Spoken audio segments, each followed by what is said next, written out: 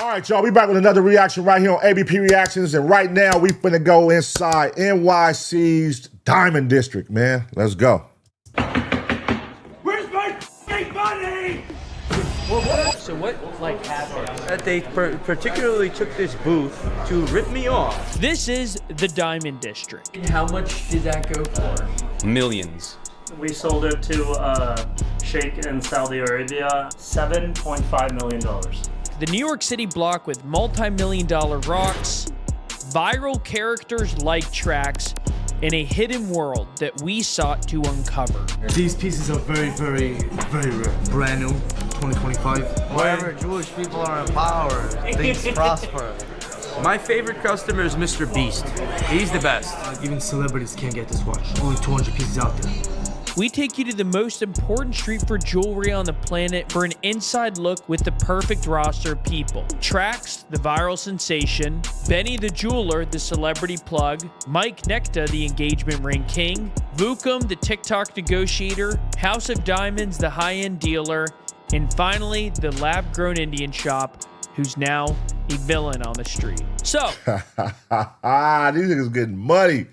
These niggas is getting money, bro, off the motherfucking niggas who want to rock super iced out shit. But the only catch is you got to know where you can wear that shit at, man, because that shit don't fly everywhere. You trying to be too fancy in the wrong place, you get your head blown off. Bah! So be careful. come with us to the Diamond District for one of our most surprising, eye-opening videos yet.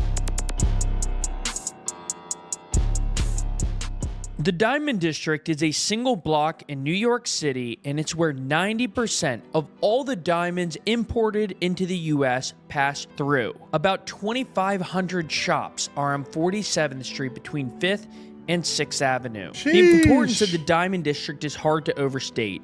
About 90% of all diamonds imported into the U.S. pass through New York City's Diamond District. Damn. And one super interesting thing about the Diamond District is Damn, some of the 90%? stores here look like they sell I Heart New York t-shirts, and yet inside of them are rocks going for hundreds of thousands, sometimes millions of dollars.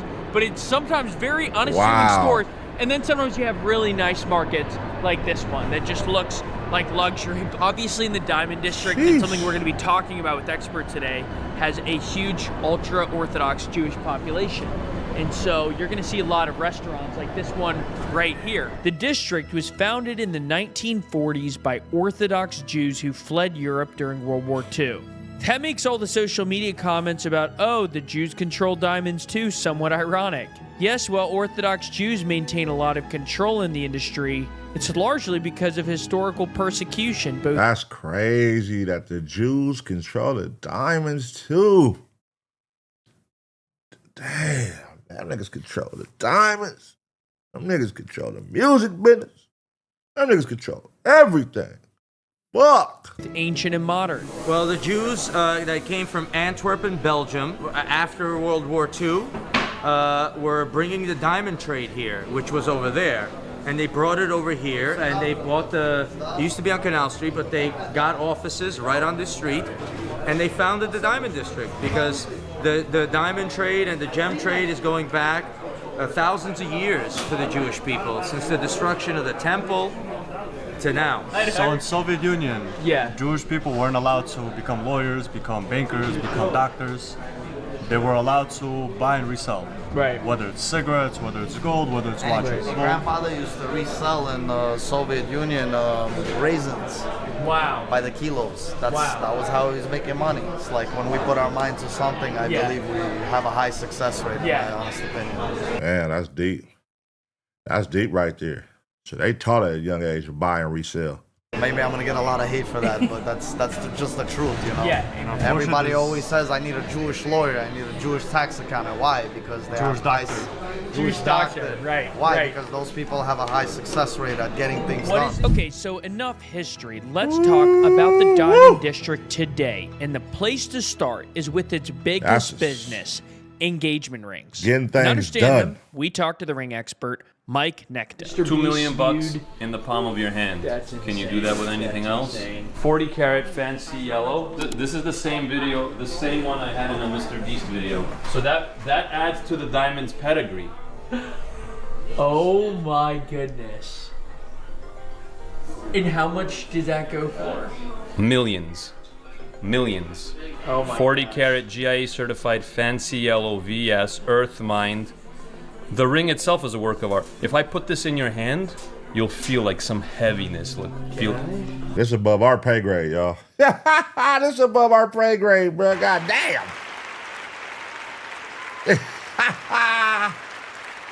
I ain't gonna lie. I'm not a jewelry nigga. I don't wear jewelry. I don't care for all that shit. But I like watching videos about them and looking at them. I'm like, yeah, I'm gonna give you your credit. That shit fire. But do I want a fucking $7.5 million ring on my hand? Hell no.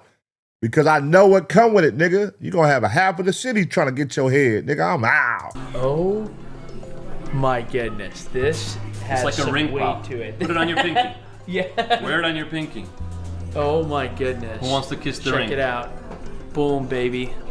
Let's go. That's Or 2 million, Mr. 2 million Beast bucks feud. in the palm of your hand. That's Can't do that with a lab-grown diamond. Third generation, so I was born into this business. My grandfather started about 50 years ago in the United States repairing watches with his 2 teenage sons. Then moved into gold chains, became one of the main gold chain importers into New York City from manufacturers in Italy, then slowly moved into adding diamonds to those gold chains, then slowly moved into bridal jewelry like engagement rings and wedding bands and stuff like that. This generation, we're making the most interesting and sought after diamond engagement rings and bridal jewelry in the world. In our culture, is it cool to flash your car around the same way as you flash a big diamond ring? No. Nothing you do is cool, but the diamond ring, it's like, I'm engaged and she's literally like in everyone's face and no one's thinking, whoa, why is she acting like that? And I get a chance to create it over and over and over. The diamond engagement ring is also the piece that's the start of 2 people getting together and starting a family. And a whole bunch of babies are born from that. And I had something to do with that. I see comments in the comment section, diamonds are a scam, or why would someone spend $100,000 a diamond ring? It's just a different mindset. I had folks fly in from Virginia today. They're ready to spend $150,000. They know lab grown's available. They're not interested.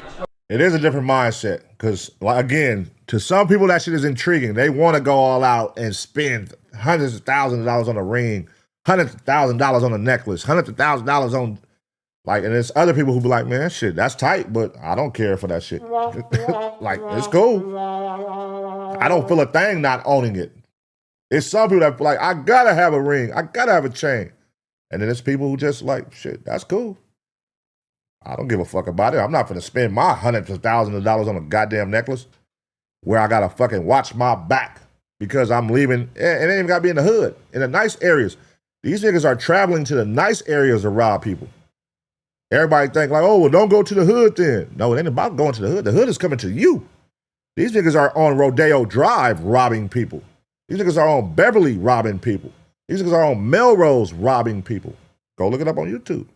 They robbing jewelers. They robbing women. They robbing everybody just because they got this ring on that their husband bought them that he worked his ass off to spend $250,000 for you to wear, only to get robbed.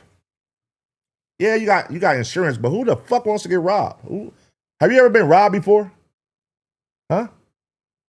Nobody wants to get robbed. Question, what are the biggest ethnicities involved here? Obviously, there's a big Orthodox Jewish presence on... Really? So I've heard. You literally have every type of ethnicity in the Diamond District. Name an ethnicity, I'll point at least one out. And I don't think it's mostly Orthodox Jewish. Really? Yeah, well, you've walked up and down the block. Yeah.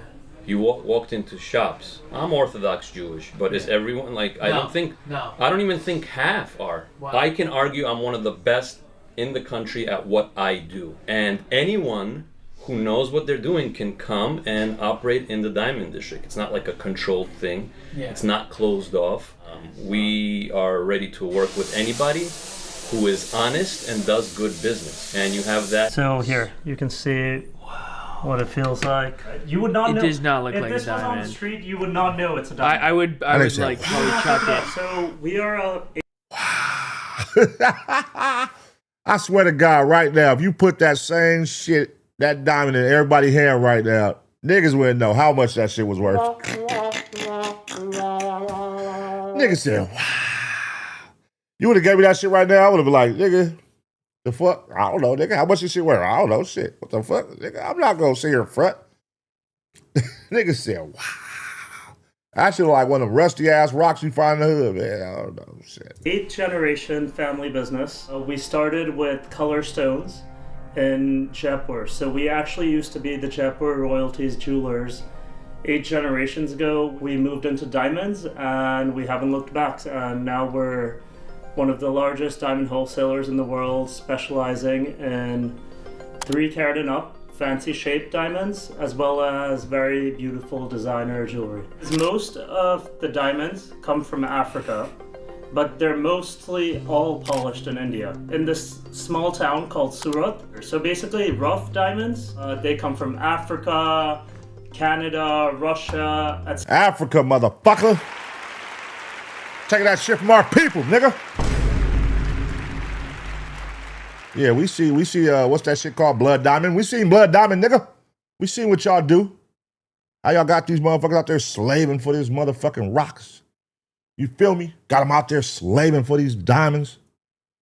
Tell that part of the story too, nigga. etc. What is like the most expensive you all have sold or do you hear about? The most expensive ring we have sold is a 3 carat vivid pink diamond for, I think, exactly $7.5 million. What? Yeah. We sold it to Sheikh in Saudi Arabia, and he didn't even ask us the price. So these are models of rough diamonds. So as you can see, this is an 18 karat rough diamond that was crafted into a 6.15 carat I knew that. round polished I diamond. knew that. So we lost about 12 carats of weight to make that. So here, you can see what it feels like. This is nice.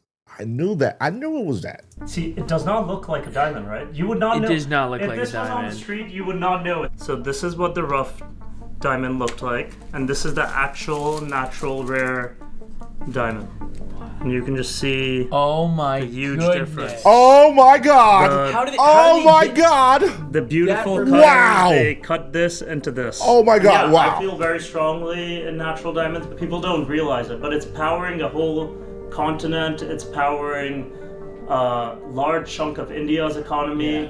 It's powering a large chunk of America's economy. So it is doing good for a lot of people. Okay, so not everyone is selling shiny rocks to sheiks like Ari at House of Diamonds. Another part of the diamond district is the bling market. We wanted to talk to a celebrity jeweler. That's where the niggas come. If they call it the bling market, that means this is where the black niggas finna come spend their goddamn money. That's what that means.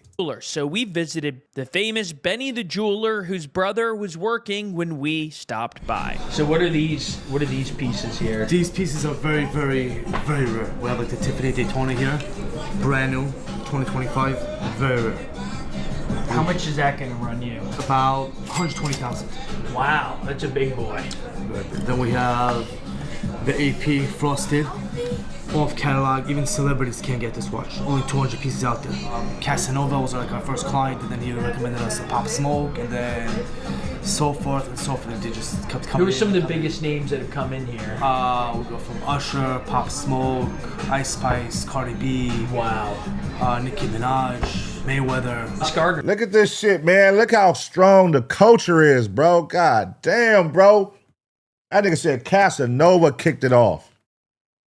Casanova, from Casanova going, he kicked it off to Pop Smoke and kicked it off to everybody coming. That's how strong our influence is, our culture is. We can make anything tight, dog. We can make anything tight. That's similar like Keith Lee. Keith Lee, he could go and make your business boom just from a black man going to try your food and telling you that it's good. That's how strong the culture is that we got, bro. So when people be exploiting the culture and we sell our culture and we give it away for free, like we be looking stupid, bro. Like, look what we do. Why don't we go put our own people on like this? We could go over here and get this man booming, and now he over here, and then all he giving credit to is the Jews. You know what I mean? Like, hold on, homie. We the one got you popping. We the ones got you moving. I saw Sauce that video. Gardner, Yeah, Sauce Gardner. Saquon Barkley. Wow. So many. Yeah.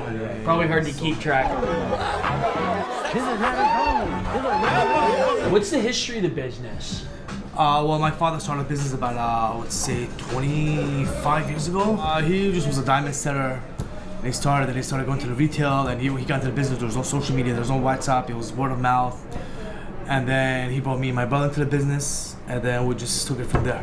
Word of mouth, the #1 promotion, y'all. Never forget that. #1 marketing tool, word of mouth. I see you got some bling on that watch. Yeah. That's yeah, bedazzling right there. API stout, very nice, rose gold. Wow. Also very beautiful watch also, very nice. What do you say to the people who accuse like the diamond industry or jewelry industry of price fixing? I disagree with that. I think we're overcharged. I think we're much better prices than all the name brands out there. Tiffany has the same diamond for like 10 grand. I sell it for 3 grand. We're much cheaper. So this street is going to be cheaper than a lot of those name brand stores. Oh, yeah, 100%. 100%. All right, so we're right now in the Traxx office here, overlooking the store, and he's got a great new piece of art. Check it out. Where's my fucking money? Let me just start off right here with, so what happened? What happened is that they particularly took this booth. He forever became a meme off of that little short, where's my fucking money? Just off of that moment, he's gonna forever be a meme on social media. To rip me off, you know, that was my feeling of it. They didn't even have their sign at the top for a while, so they could say that they're me, you know, lord over me, rip me off, do whatever they wanted. So, I for years I was, you know, dealing with it, and then in the end, I had to fight them off. So basically what happened was you had them kind of leveraging your brand because your name's all over the front of the doors, yeah. But they were making the money for themselves. Right. Is that right? In the most nastiest way possible, you know? Yeah. So this is the receipt from this disgusting company that pretends to be me, sells my customer a bracelet, rips him off. Oh my God. What happened? Oh, they wilding. Have a good one. Hey, who was the black nigga fighting? Y'all saw the black nigga fight? Hold on, look, go back. Who the hell was the black nigga fighting? Right. In the most nastiest way possible, you know? Yeah. So this is the receipt from this disgusting company that pretends to be me, sells my customer a bracelet, rips him off. Oh my God. Look. Who is the black nigga fighting right here? Where does he come in the mix at? Oh my God. They wilding. Have a good one. Have a good one. So, all right, what's your story? How'd you get into the jewelry business? I started my jewelry business in 2004 by photographing jewelry on Canal Street and putting it up on eBay. And then when I would sell it, I would buy it. And I would be taking pictures from different people, you know, jewelry from their counters. Yeah. And try to make a sale until I learned how to manufacture, get to the wholesalers, things like that. And you just did that by hustling. You went from Canal Street to here just by slowly working your way up. Yep. Why'd you start posting on social media? I mean, That nigga been doing this shit for a long time. 2004, starting out as a photographer. That's tight, man. That's fucking tight. To work your way up to becoming like one of the popping, just going from a photographer of jewelry to becoming like one of the most popular names in like the hip hop world and, you know, in the world for jewelry. That's a great come up story. That's crazy. for my business, I like media more than I like jewelry. Yeah. We're gonna be shooting the world's first diamond tip bullet. That 1 carat is being fired out of a Desert Eagle with a clean shot on this bar. Why is there such a large Orthodox Jewish presence here? Well, the Jews that came from Antwerp and Belgium after World War II were bringing the diamond trade here, which was over there. And they brought it over here, and they bought it used to be on Canal Street, but they got offices right on this street, And they founded the diamond district because the diamond trade and the gem trade is going back thousands of years to the Jewish people, since the destruction of the temple to now. How do you respond to some of those, like, the shittiest comments you get on your video? I know you're beloved, but I'm trying to use it to the advantage, okay? Yeah, I understand where the shitty comments for the Jewish people are coming from. I'm not here to deny it. I'm here to give guidance to my people on how to act. Yeah. Okay? So they can have a positive experience with the world and they should be loved. Yes. Not hated. Also, there's a big mix. Like, I know there are like some Italian, some Lebanese, like it's all over the place, right? Absolutely. What is the breakdown? How would you say, like, on 47th Street? I mean, it's Jewish, it's Korean, it's Hispanic, it's everybody's here now more than ever. You've obviously sold to some big names. Can you? Where the fuck is the African Americans? We over there buying, not supplying. We gotta fix that. We spending all our hard-earned money. All our hard-earned money is going to this shit. You gotta be on the opposite end. You gotta be on the receiving end, man. We gotta be the ones selling this shit for 7.5 million, 2.5 million. Why our people ain't in place, man? All right, black people, huddle up. It's time to call on me. I'm in charge now. Big Uno is in charge of the first Black Diamond Committee. We'll talk about it later. Share some of those names. My favorite customer is Mr. Beast. He's the best. Have you, at YouTube, have you heard of him? I don't know. Look him up, but he's somewhere on there. Yeah. But wow, he's bought from you? Yes. That's insane. We make pieces for his videos. Mr. Beast challenged us to make a play button, so we made it. What's going on in the store? Are these all part of your ecosystem, or this is the main shop here? This is my shop right here, and these are all beautiful businesses around that have watches, jewelry, and everything else. What's your favorite thing to sell? My favorite thing to sell is gold chains. Why? Because they're gonna pay for themselves with money printing. You obviously have a lot of fans now. What's it like now going from, you already had millions of followers, but come on, now you're the most viral video of 2026. How'd that change your life? It changed it a little bit. It got it more hectic and there's a lot more attention, but I don't want to think about myself. I want to think about other people. I want to do stuff for other people. So my last big question, how's your neck? My neck is actually surprisingly not as good as I thought it would be by now. Really? I still feel pain when I swallow, and it's Are you mentally good? I mean, you obviously have a big personality. Like, you're able to get fired up and you handled that. 21 years, I've been through a lot of bullshit, so I'm good enough. Yeah, you know how to talk. Well, hey, thank you so much for talking to us. We appreciate it. This is an awesome store. Everybody check it out when you're in New York. 64 West, you're invited. The scene around Traxx was insane. Everyone wanted a picture with him. But some of the nearby vendors aren't thrilled. Well, we've been a neighbor with Traxx for already like 6 or 7 years. We're always good, and God willing, we're still good. You know, I just think it's not right how it all went about, you know, from their end and that end. But, you know, things happen. Now we got here. Yeah. You know, obviously it's not right that they use his name. I think that's not right to anyone. Yeah. In my opinion, it's especially when you're dealing with like luxury items, you don't want to act. You want to be professional. These are not cucumbers and tomatoes.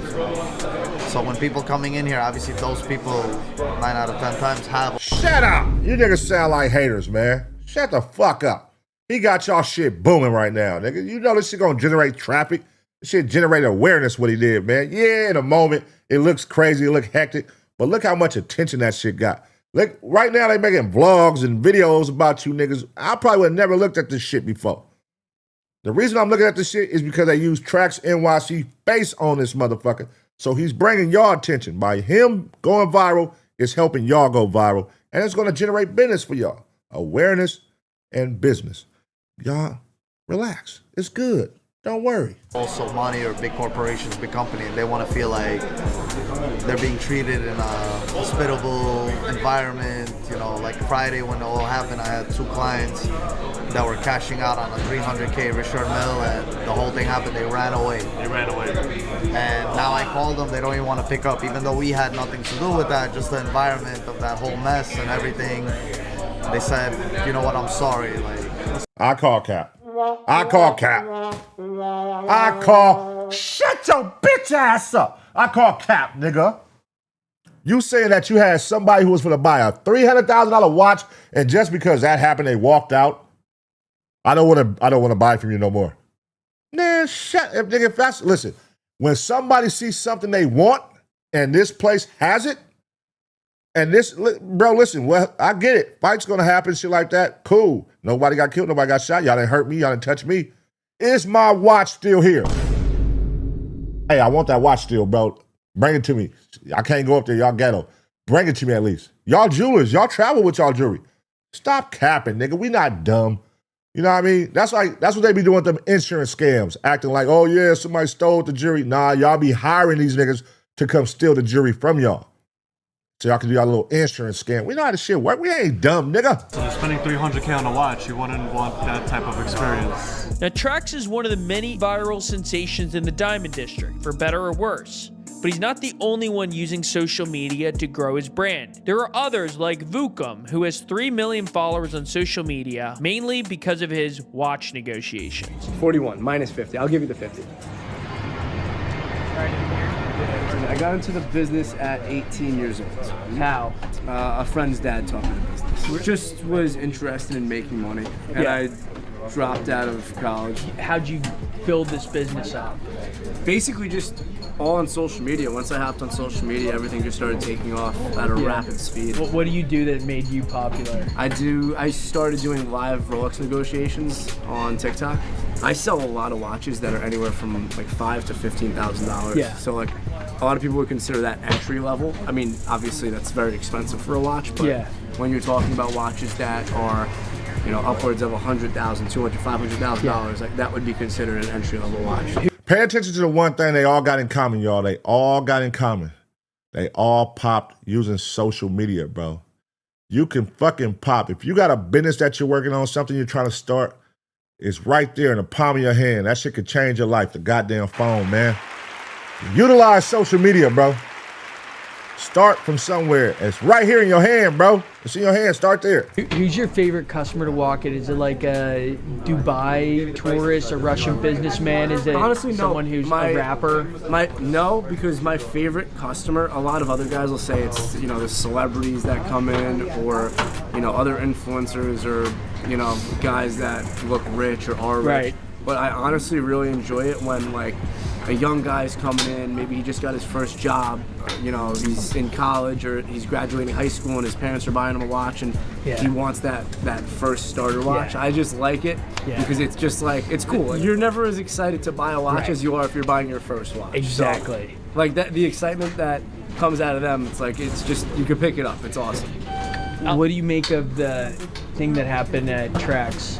It's unfortunate that happened, and you know, he handled it, you know, how a lot of people would have handled it, and he went over there and stood up for his business. Do you kind of think he was in the right on that? I mean, from what we're seeing online, from what the story is online, yeah, absolutely. Well, see, look at the difference in his story and the other jewelers. That's how you supposed to respond. Like, nigga, he ain't wrong. Y'all niggas was hating, bro. Y'all was hating, bro. You see how he just showed Traxx love? That lets me know that you niggas don't fuck with Traxx, the other two niggas. Vukum has gone from 18-year-old college dropout to a highly successful jeweler. Social media is not popular with everyone. Some even look down on it. How is social media viewed by jewelers here? You'd be surprised. I think some of the most successful people in the industry, they have the lowest profile. They do not want to be on social media. They think of it as a distraction. On the retail side, I think now it's become a necessity to be on social media, because if you're not there, you're not going to be able to reach the younger crowd. But as far as wholesale, it's not required to have a social media presence at all. But at this point, we have to talk about the elephant in the room, the lab-grown diamond. Lab-grown rings have taken the industry by storm. In 2012, they were roughly 1% of the engagement ring market in the US. By 2019, they jumped to 12%, then 46% in 2023, and a large survey last year found that 52% of engagement rings were grown in a lab. As a result... Jeez. That is crazy, bruh. Damn. 57%. So imagine 2026, that shit finna be at 60. 65. While everything else in America has become more expensive, average ring prices have dropped. In fact, according to one report, the average ring price in the U.S. has gone from $5,800 in 2022 to $5,500 in 2023, all the way to $5,200 in 2024. We met with one of the lab-grown pioneers to find out why lab-grown diamonds have changed the game. All right, so we are with Lab-Grown Diamonds USA. Check them out. When did lab-grown diamonds become... Oh, they hate this nigga there. He fucked the game up. Hey, this is like niggas that's selling, you know, back in the day, that pure uncut. You know what I mean? And then the nigga come in with that cut. Like, hey, look, fuck all that, nigga. I'm gonna break this down, nigga. Here y'all go. For cheaper. You feel me? You can do more if you do this. Cut it with baking soda. Cut it with this. Bop, bop. Now they fucking the game up. Like, hold on. Because now it's more affordable. So guess where people gonna go? When they can get a better deal, I'm gonna go with where it's more affordable at. Okay, how much your diamonds? Now, how much is these lab cup diamonds? What's the difference? Do you really care what the difference is? Or do you just want to do it for the look? All right, cool, nigga. Fuck all that. He talking about 2,500. You talking about 25,000. I'm out. Popular. So the lab-grown diamond basically started in somewhere around 2013, 2014. Okay. On a very, very minuscule level. Yes. And then it started going up, and it really became popular in 2017 and 2018. And why do you think it's become so popular? Because the product is the same as diamond. People usually used to buy the cheaper diamonds because they didn't have the budget, but the cheaper diamonds would come very bad quality, no resale value of them. So there is no point in wearing a jewelry or the diamond which is not shiny. Now this lab-grown diamond are all shiny, beautiful, inexpensive, so people are just buying left and right. So how do they make lab-grown diamonds? There are different ways. There are two basically ways. One is HPST and one is CVD. HPST is like a specialty of China.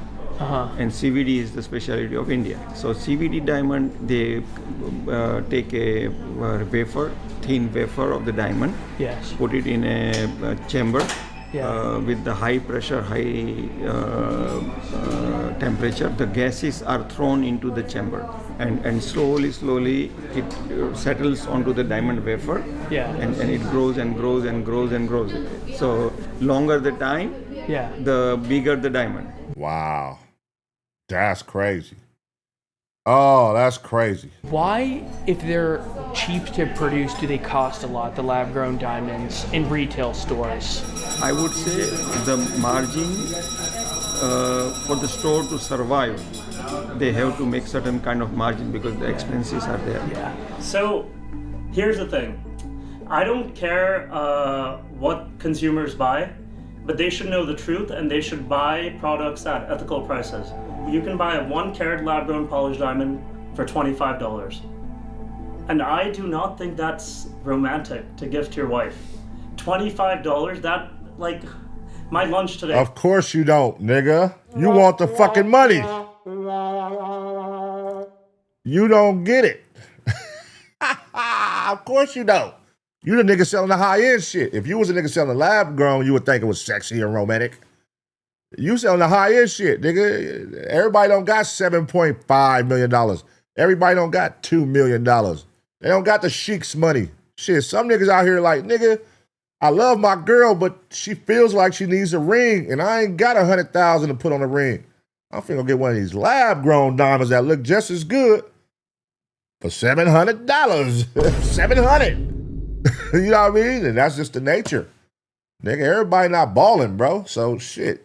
You want everybody to come spend buku amounts of money. That ain't happening. Cost $25, right? So that's why I think natural diamonds are the only lasting symbol. They actually have some value you can give to your wife. Lab-grown diamonds, any seller, they write on their invoice, this, as soon as you buy this has no resale value. One thing natural-made diamond jewelers told us today is that natural diamonds, they retain a lot of their value after someone buys it, and they say that doesn't happen with lab-grown. What's your response to that? So, I mean, for example, let's say a diamond is a natural diamond and it costs somewhere around $10,000. The similar diamond would cost around $700-800 in the lab-grown diamond. Now, natural diamond, it retains the value. That's a huge But price difference. When you go back to sell that, you will receive only, I would say, 60% of the amount. Lab-grown diamond is costing you about $800. Yeah. That's a huge difference, bro. 3-4 years back, I had a customer, a retail jeweler. His daughter was getting married, and we were looking at 10 carat big chunk of stone, and that would cost in a natural diamond millions plus. Yeah. All right. So the daughter said that, what if I buy the lab-grown diamond, which that time would cost about $70,000? Ooh, I see why niggas mad at him. And rest of the money I invest in my house. Father did not agree, but the daughter went anyway, bought the lab-grown diamond, and put the money for the down payment. Today, that house is valued 2 times. I was one of the initial person to start this business. Yeah. Like a big lab-grown business? Yes. And, at that time, nobody was willing to even look at it, not to entertain me in their stores, anything. But do other jewelers who sell natural diamonds, do they not like you because you threaten their business? For sure they hate this nigga. Do you feel that at all? Initially, it was like that. But for sure they hate him. With the natural diamond business going so much down, they are happy that they have the lab-grown diamond to survive. And particularly the stores. Stores are making, out of 10 cells, they are making 8-9 cells of the lab-grown. And another thing with the lab-grown diamond, you are not excavating the earth, you are not damaging the earth, you are not using the natural resources of. Look at that. Look who they got working, y'all. Look who they got working getting these diamonds. This the first black, aside from that nigga that was in the video fighting with Traxx NYC. This the first black motherfucker we see working in this goddamn video. And guess what they working at? In the goddamn diamond mines, man. In the goddamn diamond mines. Where's their credit? Give our black people their goddamn credit for what they be fucking doing around this motherfucker. You feel me? They giving Jews all the credit, man. It's the black people out there busting their ass, getting this shit done. The Africans. Water and electricity. You are not using the diesel equipments, which harms the environment, which throws out a lot of pollution in the air. That's fascinating. And they we're going all lab grown. Clean up the dirt to get the diamond. It was fascinating to learn how Surat has overtaken the diamond industry, processing both real diamonds and manufacturing fake diamonds. And so many of those diamonds, both real and fake, ended up on this very street, inside all these stores and in the hands of all these characters. From its history to its viral personalities to its high-end dealers and its incredible storefronts, the Diamond District is about as dense with content as the diamonds it sells with carbon atoms. And while it faces some mounting pressures like the rise of lab-grown diamonds, the district can take solace in this. In the diamond industry, we like to say pressure makes diamonds. Pressure does indeed make diamonds, and there's no street in the world that knows more about those. All right, man. That was a good one. That was a good one, man. Shout out Rocket News, man, on that one, man. That was definitely the story of inside NYC's Diamond District, man, with Traxx NYC, man. It's crazy, man. I really want to know y'all thoughts on this diamond shit. How do y'all feel? Not speaking from the mind of if you was rich, if you was a rapper, I'm saying speaking from your life, your actual life today, the life that you're living. How do you feel about this? People saying, oh, don't support lab-grown diamonds. Because you got to, if you want to be, you want to feel romantic, you got to come spend this $700,000. Come spend this $1.5 million. Come spend this $250,000 on a ring. And this nigga is saying, hey, it's the same shit. I just take the gases from the real ring and boop, boop, boop, and I formulate this, and I make a ring for nigga 1/10 of the price. And they like, oh no, because you can't resell it. Well, if I'm giving it to my woman, and this is her wedding ring, I don't expect for her to ever want to sell this ring anyway. You know what I mean? It's all about the sentimental value at that point. Is it really about the diamond or the sentimental value? Because if your wife if it's about the diamond, you might want to watch her, bro. You know what I mean? It might be gold digger vibes. You know, you never know.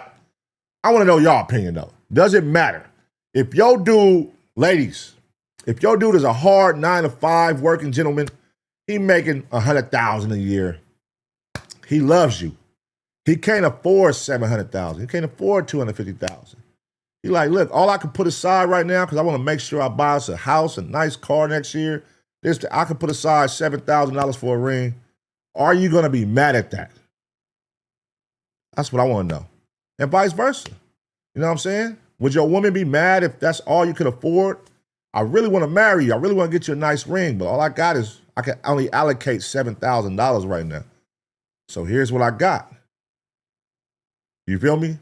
Should she be mad at that?